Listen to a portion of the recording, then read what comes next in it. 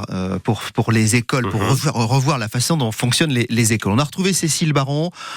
Cécile Baron, donc je rappelle que vous êtes du collectif des écoles de Marseille. Cette idée d'un laboratoire à Marseille, ça vous a choqué, vous, ou pas ?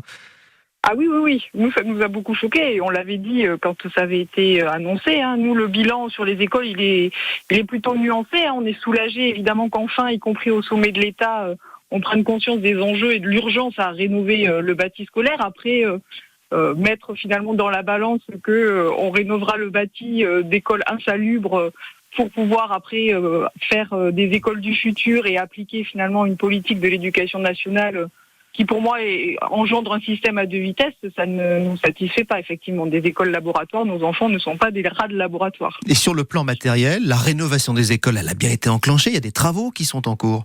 Alors, elle a été effectivement enclenchée et ça, on le salue. On est vraiment ravis qu'enfin, effectivement, certaines écoles pour lesquelles on réclamait depuis très longtemps des travaux et des travaux lourds puissent enfin être lancés. Mais ces chantiers, ils imposent parfois des conditions d'accueil aux enfants qui sont compliquées. C'est-à-dire qu'on a des chantiers qui se passent dans des écoles qui restent ouvertes, donc on doit, les sanitaires parfois sont divisés par deux, les enfants du coup doivent rentrer dans des locaux qui sont plus petits, etc. Donc c'est pas facile non plus, et ça n'a pas toujours peut-être été bien anticipé.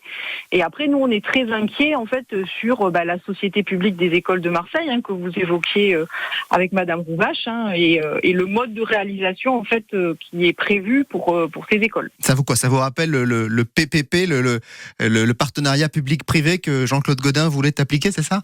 Absolument, et contre lequel on s'est battu. Moi, je faisais partie du collectif contre les PPP pour les écoles de Marseille, aux côtés de Benoît Payan et Pierre-Marie Ganouzi. Donc, on était farouchement contre ce projet qui était d'une part très cher, concernait une petite partie des écoles et engageait en fait la ville pour très longtemps, pieds et poings liés avec des grands majors du BTP qui en fait allaient prendre en charge à la fois la construction ou la rénovation des écoles et ensuite évidemment l'entretien et la maintenance. Et là, avec les marchés globaux de performance qui sont prévus actuellement, en tout cas c'est ce qui est annoncé pour la rénovation. Alors certes de plus d'écoles que ce qui était prévu sur Jean-Claude Gaudin, mais le fonctionnement en fait de ce mode de réalisation reste le même, c'est-à-dire qu'on livre finalement au privé une espèce de marché scolaire.